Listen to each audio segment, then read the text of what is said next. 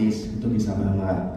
Tapi kalau misalkan yang copy paper filter, yang paper filter ini, misalkan saya mau setting menjadi AVCO, itu bisa diselect aja kayak gitu Bapak Ibu. Tapi karena kemarin saya udah pakai Vivo, saya pakai Vivo aja ya.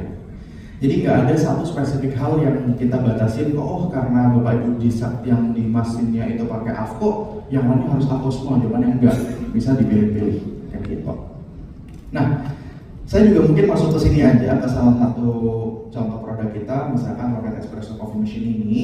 Di sini kalau misalkan produk pasti nggak jauh-jauh sama pajak juga Bapak Ibu. Pajaknya bisa disetting di awal, kalau misalkan mau diganti-ganti juga silahkan. Tapi juga yang menarik karena ada regulasi Vortex baru, pasti ada Bapak Ibu familiar sama produk code-nya, faktor produk code. Jadi per masing-masing produk itu kan ada sekarang kode fakturnya ya.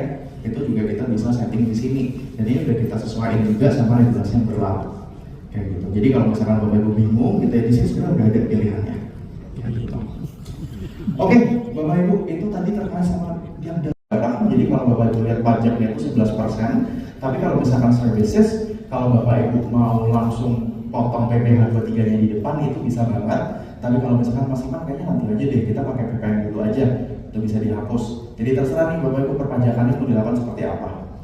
Oke, ini ceritanya udah, terus misalkan karena dia mengurangi satu mesinnya, jadi misalkan ini 5 juta aja deh jasa instalasinya, nggak usah terlalu mahal-mahal.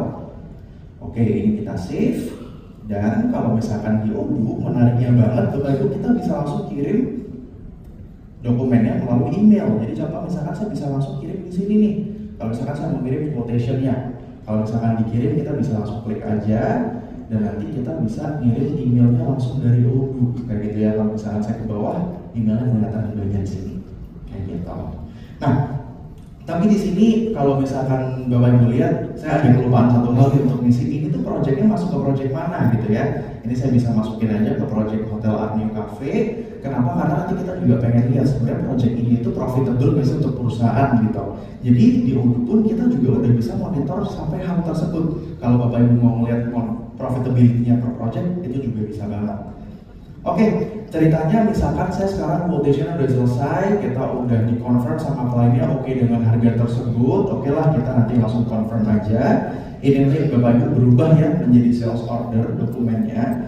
Dan ingat tadi yang di awal saya bilang saya sebagai tim sales sekarang. Nah, kalau misalkan udah seperti ini, tim sales kan biasanya minta bikinin invoice ya ke klien. Nah, salah satu hal yang sering saya dengar juga dari klien-klien saya itu adalah bahkan kita kalau misalkan bikin invoice, tim sales sama tim finance accounting itu bisa WA, ini tolong dibikin invoice ini ya, tolong dibikin invoice ini ya, dan itu lama banget dan bisa jadi kemis ya Bapak Ibu.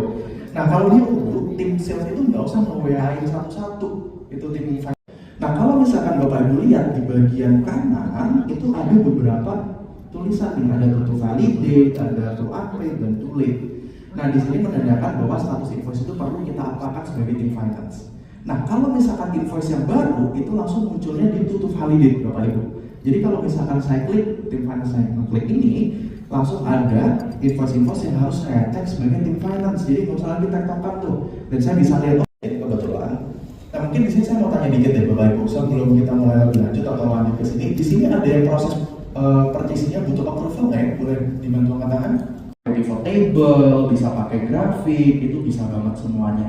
Dan nanti ini pun Bapak Ibu juga bisa lihat, bisa dimain-mainin. Misalkan finance reportnya nih, bisa kelihatan cash receive, cash spend, performance-nya seperti apa, margin itu Bapak Ibu bisa customize semuanya kayak gitu.